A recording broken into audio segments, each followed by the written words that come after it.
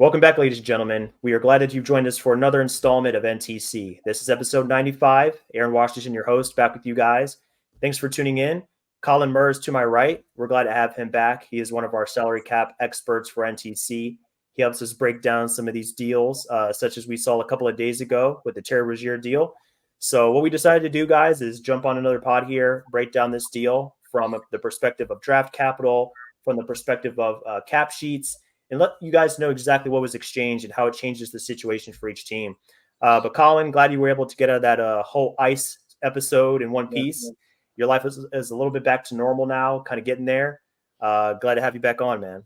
Yeah, absolutely. Glad to be back after Snowmageddon. Now it's just pouring rain out, so at least it washed away all the snow and the ice. So back. Exactly. Happy to be back at it for sure. Yeah, man.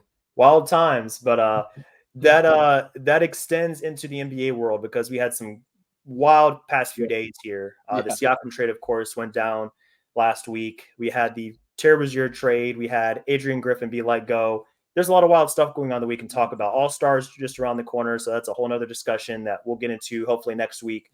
But while we're on tonight, Colin, let's go ahead and take a look at this deal here that was made between the Charlotte Hornets and the Miami Heat. And, I'll try to remain as unbiased as possible. I'm not going to say that the Heat were A+ and, the Charlotte D-. They terrible trade. I'll try to refrain from that. But what I'm going to do here for you guys that are watching on YouTube, if you're watching us via video, I'm going to pull up our draft capital pages here on our website. And just so you guys can get an idea and see visually what we're talking about as far as the pick situation for the Charlotte Hornets and the Miami Heat. So what I'm going to do here is start with the Charlotte Hornets. And obviously, unless you guys have been living under a rock, you know what was exchanged. It was Terry Rozier to Miami Heat for Kyle Lowry and that 2027 first-round pick in that deal. To expand upon that pick, I want to direct you guys' attention to the screen if you are watching. You will notice if we go to the Miami perspective, there's going to be two picks here that you guys will see. It's coming from Charlotte. So it's going to be that 2027 first that I mentioned before, and then it's going to be 2028, and that's going to be unprotected. So basically, it's protected first for 27, unprotected 28. The same structure as you will see for these two picks in 25 and 26 that the Heat currently owe the OKC Thunder.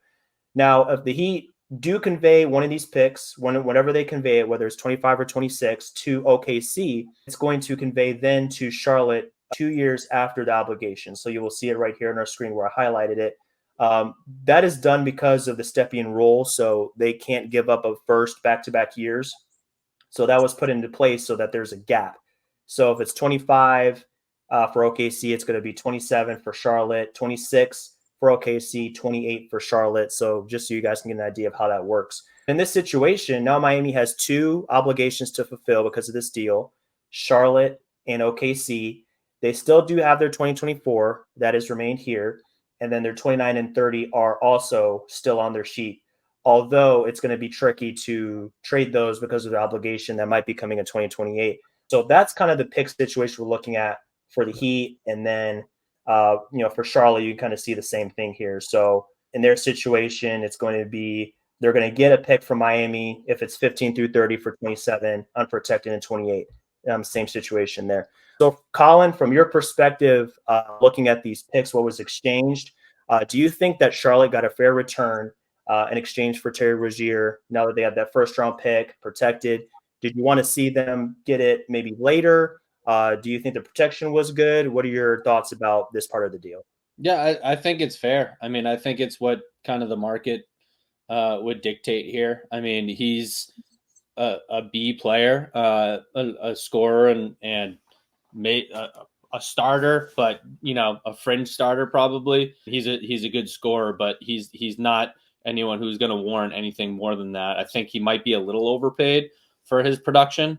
So when you're trading someone like that, I think that one first round pick is probably the most that you're going to get. He has term, which is good, so that adds a little bit more value, you would think, even though he might be a little bit overpaid. Obviously, as the salary cap goes up, the contract looks better and better. But yeah, I think that the first round pick pretty much on both sides, I don't think Miami overpaid by sending out one protected pick, and I don't think Charlotte really gave in too much or conceded in accepting one protected first round pick. I think I think it's really set at the market, and hearing the media and other industry people, I think everyone kind of agrees that that's kind of it. I don't think it's bad for either side. What do you think? Let's fully disclose here. As a Miami fan, what do you think? Just as far as before getting on the court, as far as giving up that type of first round pick for a player like Rozier outside, in a vacuum. I think it is market, Colin. When you explain it very clearly and I think accurately when you were talking about Rozier's value, great scorer, he can be a playmaker, good on-ball player, play a little bit off-ball as he did in Charlotte when he was next to LaMelo Ball. Looking at the picks here, so for Miami, they had to push it to at least 27 because of the obligations that come before it. So you look at 27, 28, their status in those years could be up in the air. So it's possible that they do have a little bit of a drop off. Jimmy Butler is going to be a lot older by then. He'll probably be on the tail end of his career by 27. So Miami understood that, and they at least got that protection in there. Now, I want to go back to Charlotte here really quick, because if you look at the picks that they owe to San Antonio, protected in 24 and 25, what they did is if they don't convey in either of these years, they're lottery protected. So, let's say it lands in the lottery, then it converts to 2 seconds, as you see in 26 and 27. Now, they did that so that if they don't convey, then you're only giving up 2 seconds instead of a first. So it really kind of trims down the price that you have to pay. Miami could not do that. As you see, they're really lacking second round picks. 27 through 30, they have none. They only have that 26. So they couldn't divert the obligation to a second because they're out. So I wanted to point that out as well. That wasn't an option that was available to them. So it ups their price a little bit. Not sure if Charlotte would have went for that if they did have seconds. Maybe they would have. But it's important to point out because this 28 could end up being a very good pick. Who knows what happens in the next 4 to 5 years if Jimmy Butler is either at the end of his career or he's retired by 28. We don't know what's going to happen with Tyler Hero. Terry Rozier will be well into his 30s by that point. So Miami could be on the downturn. This pick could be very valuable. So in that situation, I mean, you look at it from Charlotte's perspective, that's a very good pick to have. And for the Heat, it could hurt giving up that pick, but we have to keep things in context. Miami's goal is not to be competitive in these years. They would love to be competitive in the future if they can, but their focus is in the immediate future right here. And for this period of time, getting Rozier, getting his ability to be a good on-ball threat, a solid shooter, a willing shooter, ability to generate rim touches, which is what a lot of players in this Heat team can't do at a high level. It's why their offense gets stagnant. I would say a decent on-ball defender, not anything great, but he addresses a lot of needs. So if we're getting a player that covers up a lot of these holes that you have in exchange for a Kyle Lowry that wasn't doing a lot for them anyway, and then a pick that you're not going to have to convey for another 3 to 4 years, all that together, I think it makes sense for them for sure. But like you said, it also makes sense for Charlotte. Terry Rozier is 29. I was actually kind of surprised and looked at his age. I don't know, for some reason I thought he was younger, but he's almost 30 already. And when you factor that in, his hefty contract, we'll get into the money in a second, but $23 million this season, and it goes up for the next 2 years. All that together, I mean, it makes sense for Charlotte. He didn't meet their timeline. He was making them better, but that's not their goal this season. They want to develop their pieces. PJ Washington, Brandon Miller, Mark Williams, whenever he gets healthy. So it makes sense for them as well. So to answer your question, yes, I think Miami got a good deal out of this.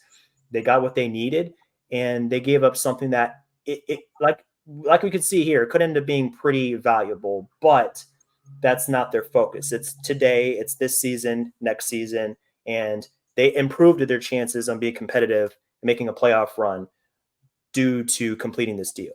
So all this is pretty clear here, Colin. So we know the pick structure. So next we can go ahead and look at the cap sheets here, just to kind of look at the money involved. And, before I get to that, I do want to point out that Kyle Lowry is on a $29.7 million expiring contract. So that provides a lot of value for Charlotte being expiring. He can still be traded prior to February 8th. So I want to point that out as well, the trade deadline. And they exchanged that for Terry Rozier's $23.2 million this season. So they're taking on more salary, But that's Charlotte's goal right now. They want to take on more salary in exchange for assets like Miami's first round pick in 27 or 28. That's their whole focus. So as you can see on the cap sheet here, Kyle Lowry at it's 29 million here, and he ups their salary, but that's not a bad deal to them. It's kind of like Yeah. what the Thunder did when they traded Paul George, and then they were just in salary accumulation mode.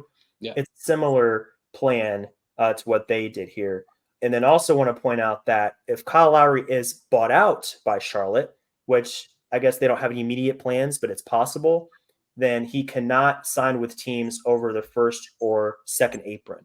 So Right. it kind of restricts his market in as far as where he can go on that front. So I have the numbers here. We're looking at the numbers. Does anything else stand out to you about the money exchanged in this deal, just looking at it from a salary perspective? Yeah, so on the Charlotte side, just a couple of points. Of course, it increases their team salary now, a few $1 million, but obviously it clears Rozier's contract off the books for next year and the next couple of years.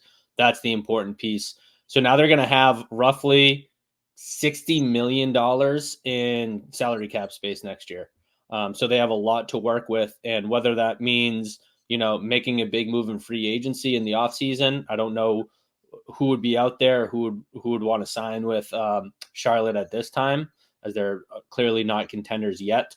But the other thing that they can do is continuously do exactly what you were just talking about, even next season and next offseason, is continue to collect expiring contracts, bad salaries, especially that, they might be in a better situation than OKC was when they did it, because now you have teams that are hovering around the second apron, and teams do not want to be around the second apron, and you have teams hovering above the certain tax bands with the new highly increased tax rates and repeater tax rates coming in. So teams before, OKC was successful in doing it before, just taking on bad contracts in exchange for draft picks. I think teams will be even more motivated to dump salary next offseason and in the coming offseason. So opening up as much salary as possible works out for them. As far as the trade side goes, for flipping Kyle Lowry again, just 1 point for that. He can be flipped again. He cannot. So what happened was they had to use the trade exception called the expanded traded player exception, because they took on more than 110% of outgoing salary, more than 110% of Rozier's outgoing salary. So they had to use that exception. What that does is two things. One, it hard caps them at the first apron.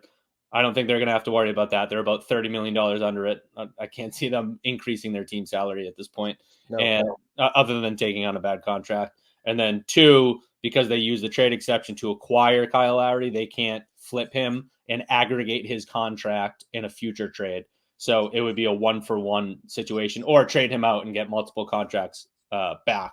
But he can only be one going out in a deal. So it will be different. So they can't flip him for a big fish essentially, and throw a bunch of first round picks out there to try to get someone.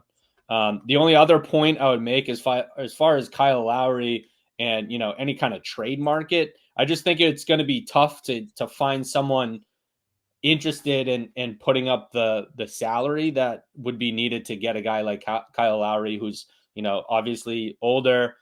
He's having an okay season, I suppose. You would know more than me. But as I'm looking at the numbers here, as far as his salary, a team that's landing below the first apron, if they're trading for him, they're going to have to put out over $22 million in salary to get him in. And the team that's over the first apron is going to have to put up almost $27 million as enough outgoing salary to bring him in. So I think what's going to happen is it's probably going to be a buyout market situation instead, unless teams can get a little bit more creative. But I just can't. I was looking at these teams that might be interested in adding him as a depth piece, but then trying to find enough salary to send out that makes sense. You don't want to send out a key player for Kyle Lowry, I don't think, at this point. So I just don't see a trade happening. I think it would happen on the buyout market. And like you said, that's limited too. But there are some playoff teams that are below the apron, as we know. So those are all great points. And to go back on your point about Kyle Lowry's play this season, it's sporadic. I think the best way I can describe it is just he has his moments to where you see flashes of that old Kyle Lowry in Toronto, where you would have those really key plays, like the one of those swipe downs on a transition break. You think he's just going to have to draw a foul. He gets a swipe down, knocks it off somebody's leg, makes a good play on the ball defensively, draws a charge. He's always been known for drawing charges. Has some of those pull up threes right off of the screen where he really makes the defense pay for going under screens. He has those key moments sometimes. He still competes. He still plays hard. That's always going to be in his DNA, but it's just not very frequent anymore. And the Heat needed more than that. He's not a quality starter anymore. At As you can see, he's played 17 years in the league in his late 30s. He's just not that same type of player. So for the Heat, it made sense to move him, and for the Hornets, it made sense to acquire him because, like you said, there can be a buyout option there. He is expiring, just like Gordon Hayward is, who's also on the trade market based on what we've heard so far. Miles Bridges expiring. James Bouknight expiring. I expect him to just move on to another team. He's been very underwhelming for Charlotte during his, I think, 3 years or so in the league. Frank Ntilikina expiring and Ish Smith expiring. So you look at all these contracts that are coming off the books, and then you go to next season and you look at the cap space they can open up. Like the numbers are great. They don't have a lot of guaranteed salaries on the books for next season. 82 mil, give or take a few million. There's some non-guarantees, so it could be up to about 86 million. There's just not a lot of money on their books. So they have a lot of options. I'm sure they will add, I feel like they'll add more salary before we get to the deadline. They'll make some kind of other trade, at least try to bring somebody else in to get some more assets, because they could use some more assets on their books as far as picks. They're not flush with picks like a San Antonio is, or an OKC or New Orleans. They could use some more assets. So I expect them to do that for sure. So you can see their situation here. And then if we flip quickly over to Miami's situation, they did this deal not only to acquire the improved ball handling, improved scoring of Rozier, it also saved them money, which is where I think a big component of this deal comes into play in terms of how they are winners in this deal. So they actually saved about $15 million in this deal when you're looking at their reduced tax payments. They dipped under the second apron, I believe, by making this deal. So for them, it made so much sense just saving all that money. So for them, they have these giant contracts on the books. That's what puts them into this apron territory. Jimmy at 45, Bam at 32, Tyler on his new extension, rookie extension at 27. Now Terry Rozier comes in, but 23 is a lot better than 29 for a 36, 37-year-old. So for them, it makes a lot more sense. And the Heat also created a $6.4 million trade exception. They already have multiple trade exceptions, so not sure if they're going to use that, but just wanted to point that out as well. They do have that asset on the table. So this is Miami's situation. You can see here, the only expiring here is Haywood Highsmith. He's definitely due for a new contract. Everybody else is either non-guaranteed, fully guaranteed, or there's a player option here. And I would expect Caleb Martin to opt out and try to get a new deal. Remains to be seen what these other three guys will do. But Miami does have a lot of money on their books, and it makes a lot of sense for them to do this deal just so they can reduce the money that they are owed in taxes. If you can do that for a better player, I think that just makes sense every time. As far as them saving money, I hope that wouldn't be the motivation behind the deal. Look, it's a great cherry on top for the owner, but you hope that they're doing this from a on-court perspective, which I truly think that they are. The fact that they save $15 million this year, good for them. But next year, and they do that by lowering their tax bill. They're over the tax by a certain amount, of course, lowering it by that $6 million and then multiplying that by the applicable tax rate. They're going to save around $15 million. And that's where you get that number. Right. When people are looking at it and they say, well, they're saving $6 million, roughly $6 million in team salary, it's because that gets multiplied by the tax rate. And that's why they're saving 15. The only other couple points I would make is, yes, they save money this year. But now, of course, Kyle Lowry was coming off their books next year. Now they have Rozier for next year. So it's an investment in they better make sure that this is right. And the reason that I say that, and I do like the move for Miami, simply because they needed to make a move. The only thing that it does is it takes away from any kind of big swing at any other type of player. And what I would imagine, and I have faith in with Miami and how they do things, because they always seem to make the right moves, is that just wasn't out there and available. and they don't see that happening. So they did the next best thing. Look, they're contenders every time that they're in the playoffs, and getting Rozier, now they're truly again contenders, and every team in the East should fear them now, if they didn't already. So when you are a contender, yeah, you make a move to make your team better, and that's what they did.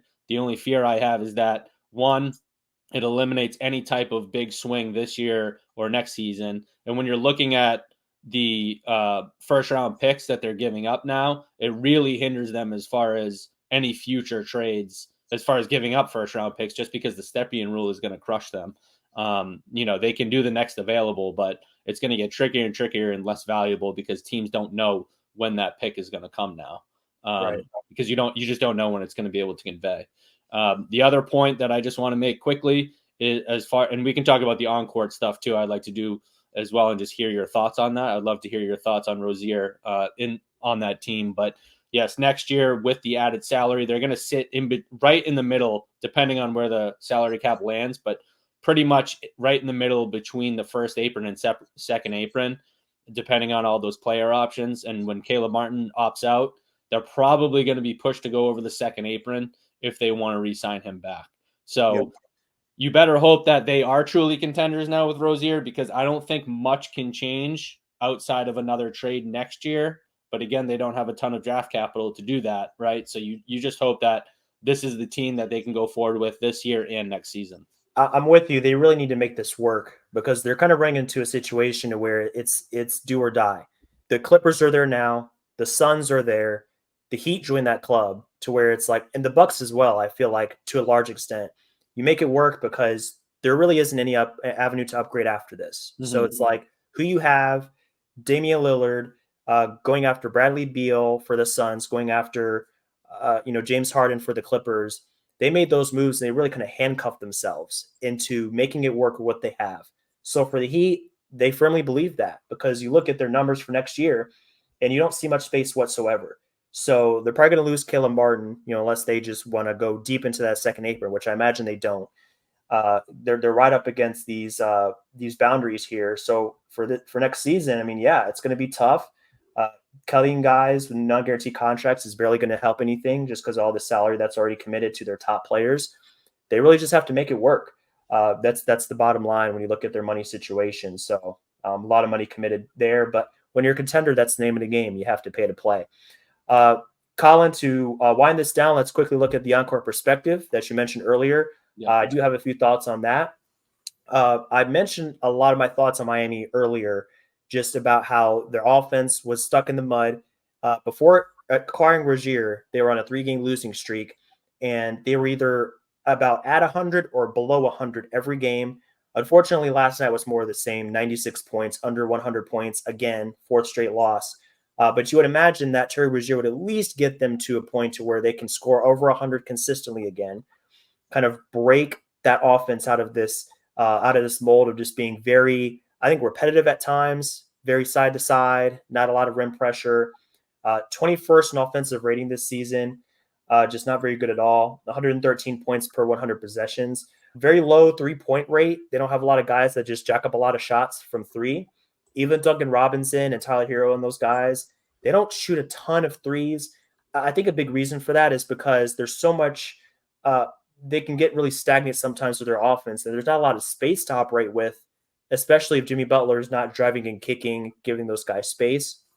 So I think a lot of times they just don't have the space to get off a clean look. So their numbers are down in terms of frequency. So Terry Rozier comes in and, hey, 8 threes a game since 2019, and he's shooting 37% on those threes. He's going to help a lot there. Has a lot of experience as a pick and roll guy, handling heavy usage. He can play a lot on ball. 27% usage 2 years ago, last season. And then this season, 29% usage. That's in the 91st percentile looking at clean the glasses numbers. So just to kind of recap, they get a guard who can hit pull-up threes, about 4.8 attempts per game on pull-ups, generate paint touches, 11.2 drives per game while he was in Charlotte, make plays for others, almost 7 assists per game with a 30% assist percentage and very low turnover rate. He's been in the 78th percentile or higher the last 3 years in terms of just taking care of the ball, having low turnovers. That's the Miami perspective. And then Charlotte, it is what it is. They're mainly Don't in the worry about their too. encore. Yeah, I it's don't think really it's going to be different than encore a lot. But yeah, I have a question for you because you focus so much on the offense, which of course is the reason they bring in Rozier because of all of their offensive woes. But my biggest concern for them is going to be their defense, and you hope that Coach Spo can work his magic. But this is my question for you: they're in the playoffs against the Bucks or against the Celtics. Who's your closing five, and how are they defending those guys? Because we talked as a group, me, you, and in the text group, that all the no trade clause guys, and we were discussing the Rozier trade. I think everyone saw it as a plus for Miami and thought it was a good move, but everyone feared the defense and a little bit of duplication with Harrow. And you said, hopefully they'll stagger them. Well, my question is, as far as a closing five goes, are you keeping Harrow and Rozier in, and who's your closing five there? And then from a defensive standpoint, does that scare you when you see the pick and roll between, Dame and Giannis, Porzingis, Tatum, all those guys, Derek White? I mean, how are they going to be able to defend moving through the playoffs, depending on who the closing five is for them? Because even Duncan Robinson too, right? I mean, all those guys are susceptible to getting burned. So what would be your take there as far as the closing five and their potential defensive woes? Well, I'm not going to sugarcoat it. It's going to be tough to strike a balance as far as a closing five in terms of being able to score the ball as well as getting stops. So for them, I think you have to put Terry in that five. If he's not in your closing five, why do you do the deal? Yeah. So you keep him there. Right. Obviously, Bam and Jimmy are still in the mix. You keep them in that five. From there, the four can get a little interesting. I thought at first about Haywood Highsmith, but he definitely has some offensive shortcomings. He could basically only maybe put the ball on the floor once or twice for a handoff or hit a spot of three. So in that case, they could look to Caleb Martin possibly to kind of strike that balance a little bit. Definitely a worse defender than I would say Haywood Highsmith, but way more dynamic as far as just being able to get into the paint, attack closeouts, run out on the break, handle the ball a little bit like a secondary ball handler, and then just run with Tyler Hero. He showed the ability to be a closer. He's not afraid of the big moment. He can get you a good shot.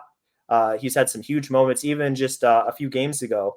I can't remember who they played. It might have been Brooklyn, but he had 2 or 3 floaters in the span of, I think, a minute to really kind of close the game for them and seal the win. So I would probably go with that 5 right there. Look at Tyler Rozier, Jimmy Bam, and a Caleb Martin. And that could be interchangeable based on the opponent. If you need more size, you can go to Haywood. If you're playing the Bucks, somebody like that. But otherwise, give Caleb Martin a look. I mean, he almost won Eastern Conference Finals MVP, last year in the playoffs. So, I mean, he's obviously capable. He just hasn't been very healthy. So he's been a little bit inconsistent to this point. But that's how I would roll. The staggering, of course, can't help you in the closing minutes. And I communicated that in our chat as well. But you got to see what you have there. Like I said, Rozier, I think he's an okay defender. I wouldn't say he's like a Trae Young level to where he's just going to be a complete liability. Mm-hmm. If he can just fight as hard as he can through screens and just not die on those screens like Tyler Hero has a tendency to do, and trust those other 3 guys to kind of clean up. Bam can cover a lot of holes. Jimmy, if he's engaged, can do the same, especially on the weak side as a defender.